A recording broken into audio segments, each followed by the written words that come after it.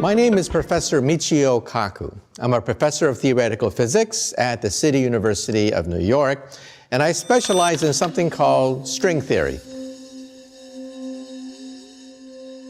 I'm a physicist, and some people ask me the question, what has physics done for me lately? I mean, do I get better color television? Do I get better internet reception with physics? And the answer is yes. You see, physics is at the very foundation of matter and energy. We physicists invented the laser beam. We invented the transistor. We helped to create the first computer. We helped to construct the internet. We wrote the World Wide Web. In addition, we also helped to invent television, radio, radar, microwaves, not to mention MRI scans, PET scans, X-rays. In other words, almost everything you see in your living room, almost everything you see in a modern hospital at some point or other can be traced to a physicist. Now, I got interested in physics when I was a child. When I was 8, a great scientist had just died. I still remember my elementary school teacher coming into the room and announcing that the greatest scientist of our era has just passed away. And that day, every newspaper published a picture of his desk, the desk of Albert Einstein. And the caption said, I'll never forget, the unfinished manuscript of the greatest work of the greatest scientist of our time. And I said to myself, why couldn't he finish it? I mean, what's so hard? It's a homework problem, right? Why didn't he ask his mother? Why can't he finish this problem? So as a child of 8, I decided to find out what was this problem.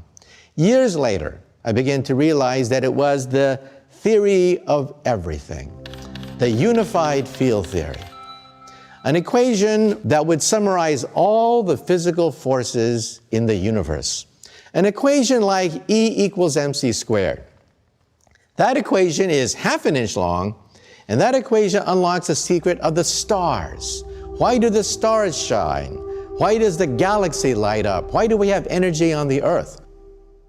But then there was another thing that happened to me when I was around 8 years old. I got hooked on the Saturday morning TV shows, in particular, Flash Gordon. And I was hooked. I mean, every Saturday morning, watching programs about aliens from outer space, starships, ray guns, invisibility shields, cities in the sky. That was for me. But after a few years, I began to notice something. First of all, I began to notice that, well, I didn't have blonde hair and blue eyes. I didn't have muscles like Flash Gordon, but it was a scientist who made the series work. In particular, a physicist.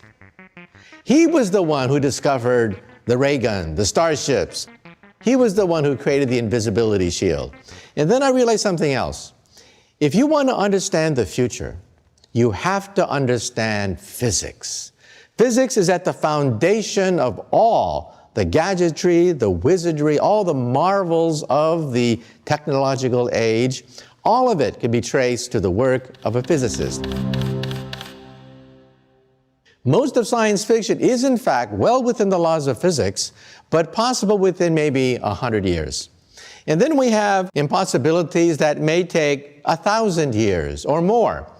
That includes time travel, warp drive, higher dimensions, portals through space and time, stargates, wormholes.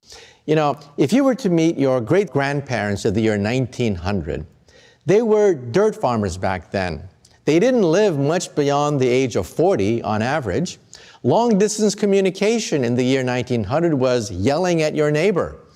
And yet, if they could see you now with iPads and iPods and satellites and GPS and laser beams, how would they view you? They would view you as a wizard or sorcerer. However, if we can now meet our grandkids of the year 2100, how would we view them? We would view them as gods, like in Greek mythology. Zeus could control objects around him by pure thought, materialize objects just by thinking. And their perks, being a Greek god, Venus had a perfect body, a timeless body, and we are beginning now to unravel the genetics at the molecular level of the aging process. And then Apollo, he had a chariot that he could ride across the heavens. We will finally have that flying car that we've always wanted to have in our garage. By the year 2100, we will have the power of the gods. To paraphrase Arthur C. Clarke, any sufficiently advanced technology is indistinguishable from divinity. So let's now begin our story. The history of physics is the history of modern civilization. Before Isaac Newton, before Galileo, we were shrouded with the mysteries of superstition. People believed in all sorts of different kinds of spirits and demons. What made the planets move? Why do things interact with other things? It was a mystery. So back in the Middle Ages, for example, people read the works of Aristotle. And Aristotle asked the question, why do objects move toward the earth? And that's because, he said, objects yearn to be united with the earth. And why do objects slow down when you put them in motion? Objects in motion slow down because they get tired. These are the works of Aristotle, which held sway for almost 2,000 years until the beginning of modern physics with Galileo and Isaac Newton. When the ancients looked at the sky was full of mystery and wonder. And in the year 1066, the most important date on the British calendar, there was a comet which sailed over the battlefield of Hastings. It frightened the troops of King Harold, and a young man from Normandy swept into England and defeated King Harold at the Battle of Hastings, creating the modern British monarchy. But the question is, where did the comet come from? What was this comet that mysteriously paved the way for the coming of the British monarchy? Well, believe it or not, that same comet, the very same comet that initiated the British monarchy, sailed over London once again in 1682. This time, everyone was asking the question, where do comets come from? Do they signal the death of the king? Why do we have messengers from the heavens in the sky? Well, one man dared to penetrate the secrets of comets, and that was Isaac Newton. In fact, when Isaac Newton was only 23 years old, he stumbled upon the universal force of gravitation. According to one story, he was walking on his estate in Woolsthorpe, and he saw an apple fall. And then Isaac Newton saw the moon. And then he asked the key question which helped to unlock the heavens. If apples fall, does the moon also fall? And the answer was yes. And that answer overturned thousands of years of mystery and speculation about the motions of the heavens. The moon is in free fall. Just like an apple, the moon is constantly falling toward the earth. It doesn't hit the earth because it spins around the earth and the earth is round, but it's acting under a force of gravity. So Newton immediately tried to work out the mathematics, and he realized that the mathematics of the 1600s was not sufficient to work out the motion of a falling moon. So what did Isaac Newton do? When he was 23 years old, not only did he stumble upon the force of gravity, but he also created calculus. In fact, he created calculus at the rate at which you learn it when you're a freshman in college. And why did he create calculus? To calculate the motion of a falling moon. The mathematics of his age was incapable of calculating the trajectories of objects moving under an inverse square force field. And that's what Isaac Newton did. He worked out the motion of the moon. And then he realized that if he understands the moon, he also understands the motion of the planets in the solar system. And Isaac Newton invented a new telescope. It was the reflecting telescope, and he was tracking the motion of this comet. Well, it turns out that everyone was talking about the comet, including a rather wealthy Englishman by the name of Edmund Halley. So Edmund Halley, being a wealthy merchant, decided to make a trip to Cambridge to talk to England's illustrious scientist, Sir Isaac Newton. Well, Edmund Halley asked Newton, "What do you make of this comet? No one understands comets. They're a mystery. They've been fascinating people for centuries, for millennia. What are your thoughts?" And then, I paraphrase, but Isaac Newton said something like this. He said, "Oh, that's easy. That comet is moving in a perfect ellipse. It's moving in an inverse square force field. I've been tracking it every day with my reflecting telescope, and the path of that comet conforms to my mathematics exactly." And of course, we don't know what Edmund Halley's reaction was, but I paraphrase. He must have said something like this: "For God's sake, man, why don't you publish the greatest work in all of scientific history? If correct, you have decoded the secret of the stars, the secret of the heavens. Nobody understands where comets come from." And then Newton responded and said, "Oh, well, it costs too much. I mean, I'm not a wealthy man. It would cost too much to summarize this calculus that I've invented and to work out all the motion of the stars." And then Halley must have said this: "Mr. Newton, I am a wealthy man.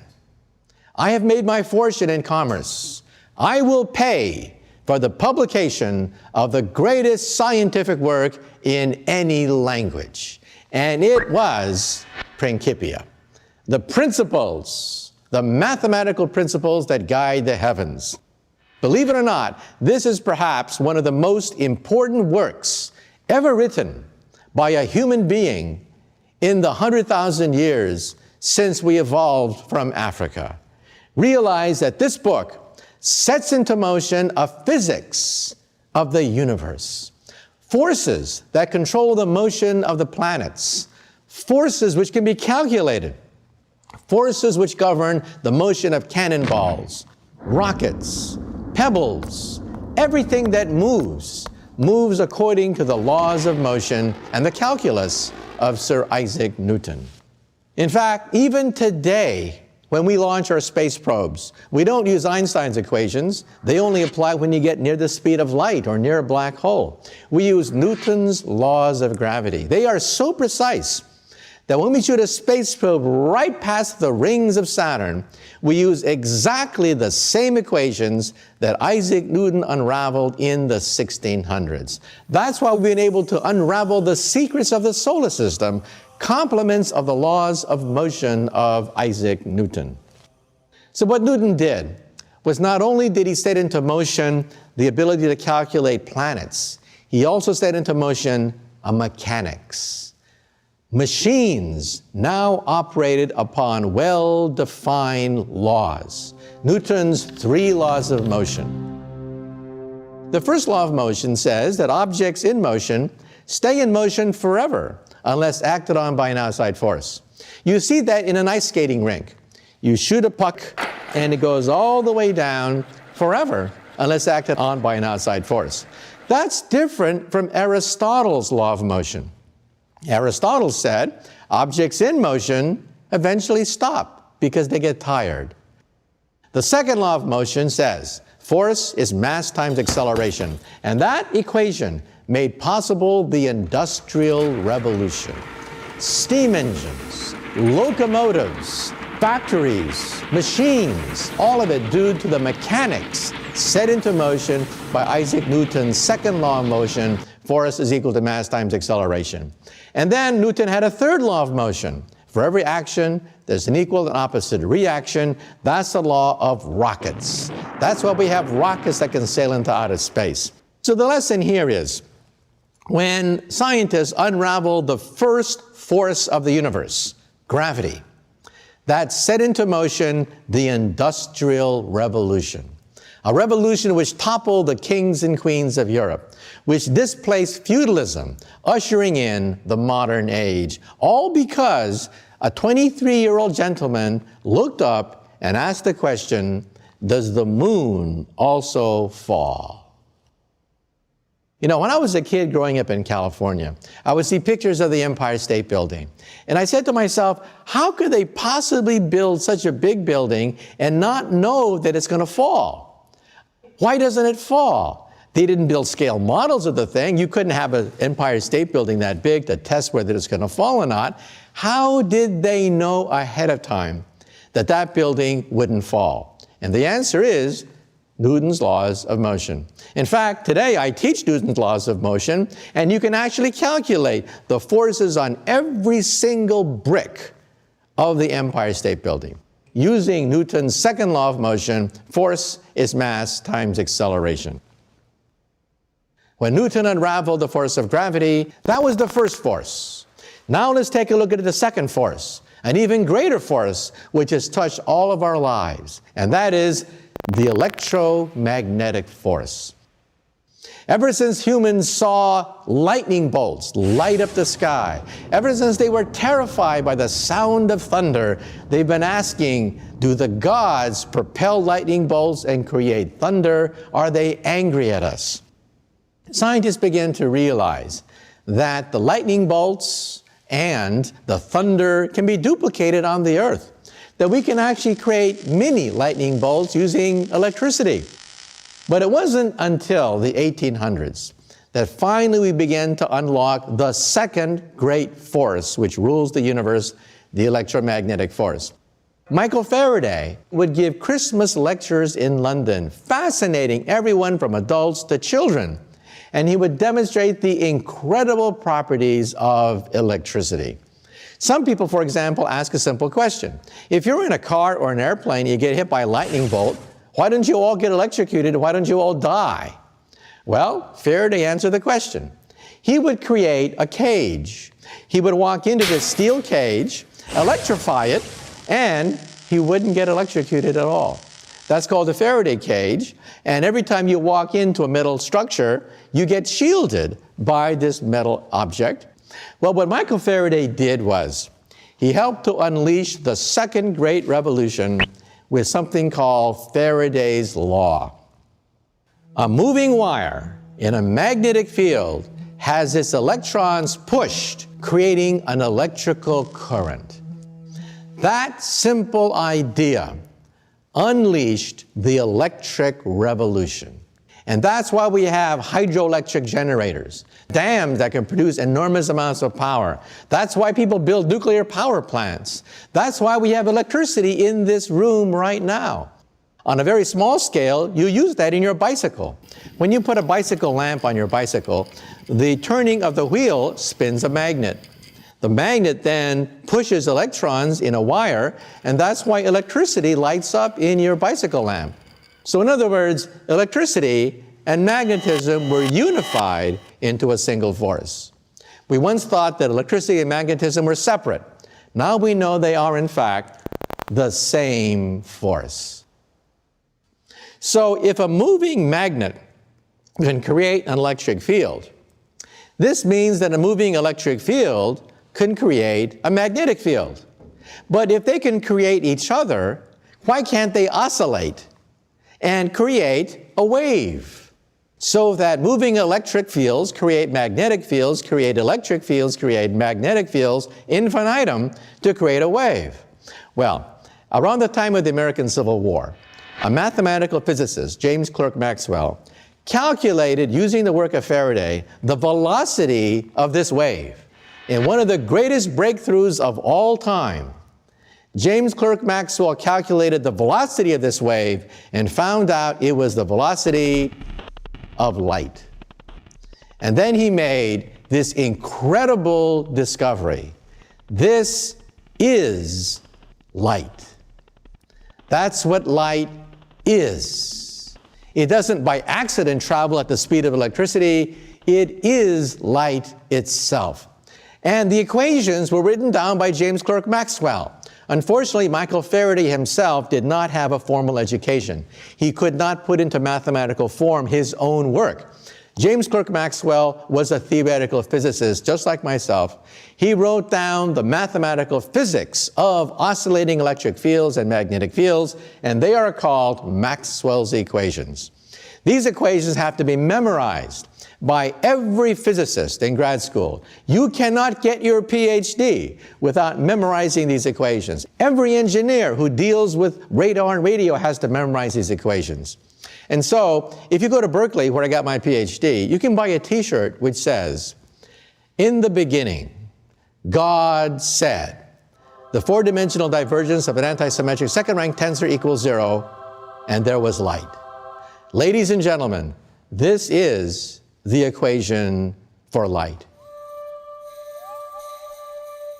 The consequences of the electromagnetic revolution touch all of us. This is a picture of the Earth from outer space. Look at this picture. Europe, electrified. You can actually see the fruits of all of our efforts to create electricity, to energize our lives in one picture, seeing the Earth from outer space. So let's now talk about how Faraday and Maxwell's work touches your life as well. This is the internet. The internet is a simple byproduct of the electromagnetic force, and you can see that where there is the internet, there's prosperity. There's science, there's entertainment, there's economic activity. Where there's no internet, there's poverty. And in the future, the internet will be miniaturized and it'll be placed in your glasses. Your glasses will recognize people's faces and display their biography next to the image as you talk to them. And then when they speak Chinese to you, your glasses will translate Chinese into English and print out subtitles right beneath their image. So in the future, you will know exactly who you are talking to without even talking to them. And this means that at a cocktail party, if you're looking for a job, but you don't know who the heavy hitters are, in the future, you will know exactly who to suck up to. In the future, chips will only cost a penny, because we can manufacture tinier and tinier transistors. You will have Faraday's electromagnetic force inside your body. This is a pill. It has a chip in it. The chip is smaller than an aspirin pill. It also has a TV camera and a magnet. When you swallow it, the magnet guides the camera, taking pictures of your stomach, your intestines, because we all know what middle-aged men fear the most, colonoscopies. And this gives new meaning for the expression, Intel inside. Now, let's talk about the next great forces which rule the universe. We talked about gravity, which allows us to calculate the motion of the planets. The mechanics created by Newton helped to unleash the Industrial Revolution. Michael Faraday worked out the electromagnetic force, which gave us the wonders of the electric age. And now let's talk about the nuclear age, the stars and the sun. People have been fascinated by the sun. Apollo was the god that strode across the heavens in his fiery chariot. But hey, when you calculate how long coal or oil will burn like the sun, you realize that in just a few hundred years, the sun would burn to a crisp. So what could possibly last for billions of years? There must be a new force, a nuclear force. Einstein and others helped to unravel the secret of the stars. The nuclear force comes in two types, weak and strong. The weak nuclear force governs radioactive decay. The strong nuclear force is one of the strongest forces in the entire universe. It's so strong, it holds our protons together ever since Genesis, the beginning of time. The equation which allows for the liberation of energy is Einstein's famous equation, E equals mc squared. What Einstein showed was that the faster you move, the heavier you get. So your weight is not a constant. When you move very rapidly, you get heavier, something which we measure every day in the laboratory. Now this means that the energy of motion transformed into mass, because you get heavier. Now listen carefully. The faster you move, the heavier you get, which means the energy of motion, E, turns into m, your mass. And the relationship between E and m is very simple. It takes 1 second to write it down on a sheet of paper. It is exactly E equals mc squared. So the nuclear force helped to explain the secret of the sun, but it also created a Pandora's box. Because inside the nucleus of the atom are particles. And when you smash these particles, what do you get? More particles. And when you smash them, what do you get? More particles. In fact, we are drowning in subatomic particles. Hundreds, thousands of subatomic particles every time we smash atoms. Now, we smash atoms using something called atom smashers or particle accelerators. I built my own particle accelerator when I was in high school. When I was in high school, I went to my mom one day and I said, "Mom, can I have permission to build a 2.3 million electron volt betatron particle accelerator in the garage?" And my mom said, "Sure, why not? And don't forget to take out the garbage." So I went to Westinghouse, and as a high school kid, I asked for 400 pounds of transformer steel. I asked for 22 miles of copper wire, because I wanted to create a 6 kilowatt, 10,000 Gauss magnetic field to energize my atom smasher. With 22 miles of copper wire, how could you wind it? We did it on the high school football field. I put 22 miles of copper wire on the goalpost, gave it to my mother. She ran to the 50-yard line, unraveling the spool of wire. She gave it to my father, who then ran to the goalpost, and we wound 22 miles of copper wire on the high school football field. Well, finally, my atom smasher was ready. It consumed 6 kilowatts of power. That's every single ounce of power that my house could deliver. I plugged my ears, I closed my eyes, I turned on the power, and I heard this huge crackling sound as 6 kilowatts of power surged through my capacitor bank. And then I heard a pop, pop, pop sound as I blew out every single circuit breaker in the house. The whole house was plunged in darkness. My poor mom, every time she'd come home, she would see the lights flicker and die. And she must have wondered, why couldn't I have a son who plays baseball? Why can't he learn basketball? And for God's sake, why can't he find a nice Japanese girl? I mean, why does he have to build these machines in the garage? Well, these machines that I built in my garage earned the attention of a physicist, Edward Teller, father of the hydrogen bomb. And he arranged for me to get a scholarship to Harvard. And my career got a head start. He knew exactly what I was doing.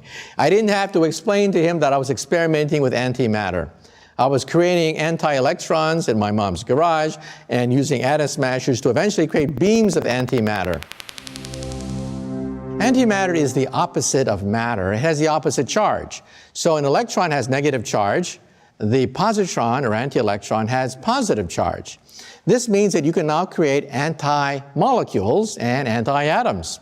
Anti-hydrogen was made at CERN, outside Geneva, Switzerland, and also at Fermilab outside Chicago, where I have anti-electrons circulating around anti-protons. And in Brookhaven National Laboratory in Long Island, just recently, they detected anti-helium. We have 2 antiprotons with 2 antineutrons to create anti-helium. For every piece of matter, there's a counterpart which is made out of antimatter.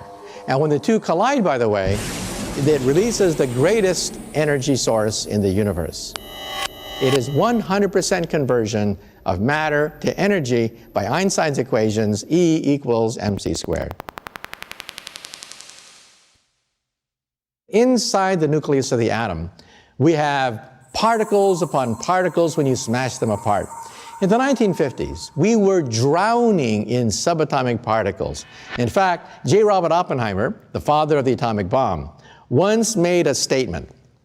He declared that the Nobel Prize in physics should go to the physicist who does not discover a new particle this year. That's how many particles were being discovered. So let's talk about the particle zoo. Right now, we physicists have unlocked hundreds, thousands of subatomic particles. And we've been able to piece them together into a jigsaw puzzle. It's called the Standard Model. It has 36 quarks, 19 free parameters, 3 generations of quarks, no rhyme, no reason, but this is the most fundamental basis of reality that we physicists have been able to construct. Billions of dollars, 20 Nobel Prizes have gone into the creation of the Standard Model, and it is the ugliest theory known to science, but it works. There's one piece missing, and that one piece that's missing is called the Higgs boson. We expect to find it. We want to create a higher version of this theory. And that theory, we think, is string theory. String theory is based on the simple idea that all the 4 forces of the universe, gravity, the electromagnetic force, and the 2 nuclear forces, can be viewed as music. Music of tiny little rubber bands. So if I had a super microscope and I could look right into the heart of an electron, what would I see? I would see a vibrating rubber band. And if I twang it, it turns into a neutrino. I twang it again, it turns into a quark. I twang it again, it turns into a Yang-Mills particle. In fact, if I twang it enough times, I get thousands of subatomic particles that have been cataloged patiently by physicists. String theory, we think, is a theory of everything. Now, string theory, in turn, can be summarized in an equation about an inch long. That's my equation. This is called string field theory. And how will we test it? We are building a machine, the biggest machine of science ever built in the history of the human race, outside Geneva, Switzerland. It is the Large Hadron Collider. So the Higgs boson, we think, will be created by the Large Hadron Collider, a tube 17 miles in circumference with 2 beams of protons circulating in opposite directions, then slamming together, creating a shower of particles. And among these particles, we hope to find the Higgs boson. But not only that, we hope to find particles even beyond the Higgs boson. The next set of particles beyond the Higgs boson are sparticles. The next layer of the jigsaw puzzle are called sparticles, superparticles, nothing but higher vibrations, higher musical notes of a vibrating string. And what else could we do? We can also unlock the secrets of the Big Bang. You see, Einstein's equations break down at the instant of the Big Bang and the center of a black hole. The 2 most interesting places in the universe are beyond our reach using Einstein's equations. We need a higher theory, and that's where string theory comes in. String theory takes you before the Big Bang, before Genesis itself. And what does string theory say? It says that there is a multiverse of universes. Where did the Big Bang come from? Well, Einstein's equations give us this compelling picture that we are like insects on a soap bubble, a gigantic soap bubble which is expanding, and we are trapped like flies on flypaper. We can't escape the soap bubble, and that's called the Big Bang theory. String theory says there should be other bubbles out there in a multiverse of bubbles. When 2 universes collide, it can form another universe.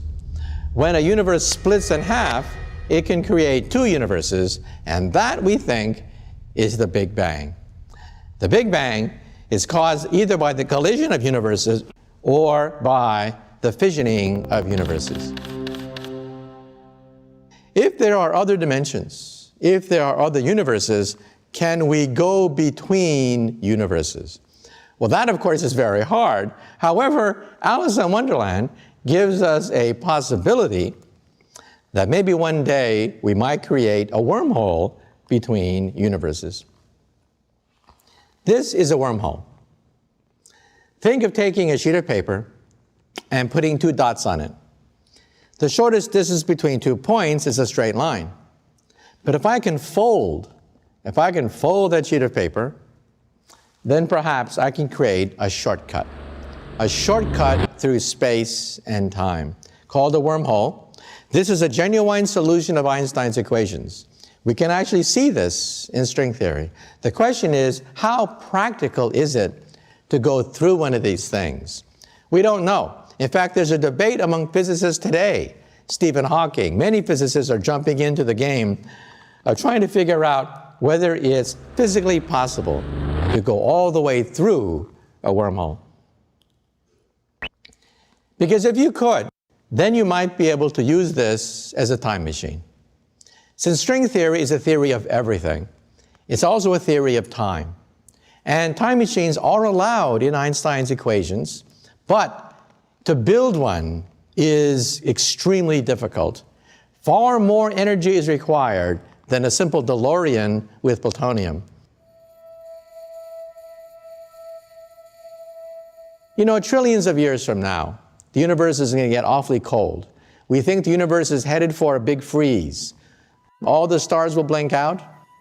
Stars will cease to twinkle. The universe will be so big, it'll be very cold.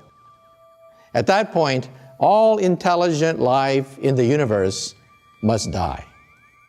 The laws of physics are a death warrant to all intelligent life. There's only one way to escape the death of the universe, and that is leave the universe.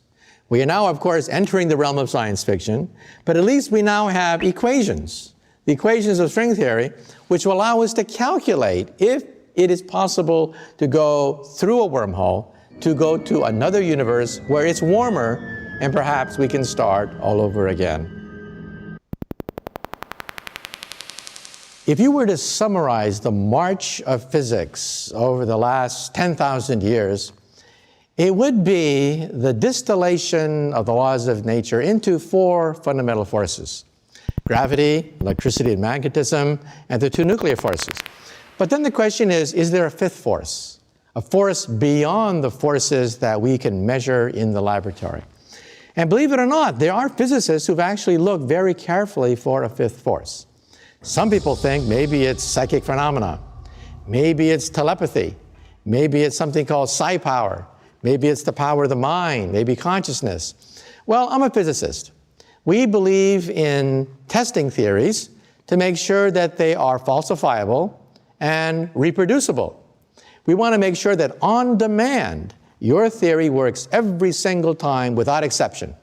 And if your theory fails one time, it's wrong. In other words, Einstein's theory has to work every single time without exception. One time, Einstein's theory is proven to be wrong, the whole theory is wrong.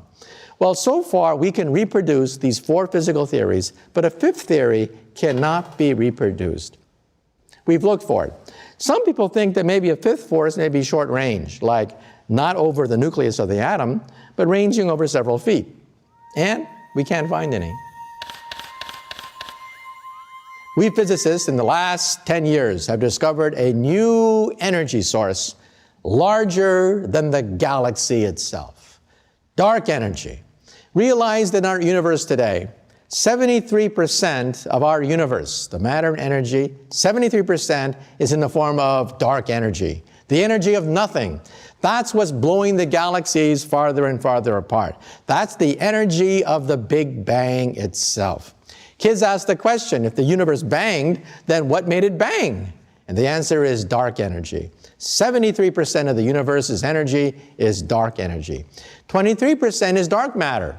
Dark matter is invisible matter. If I held it in my hand, it would go right through my hand. It holds a galaxy together. 23% of the universe is dark matter. Stars made out of hydrogen and helium make up 4% of the universe. And then what about us? We, the higher elements, we made out of oxygen, carbon, nitrogen, tungsten, iron, we make up 0.03% of the universe. In other words, we are the exception. The universe is mainly made out of dark energy. The universe is mainly made out of dark matter, overwhelming the stars, overwhelming the galaxies, in fact. Now, what is dark matter, which makes up 23% of the universe? No one knows.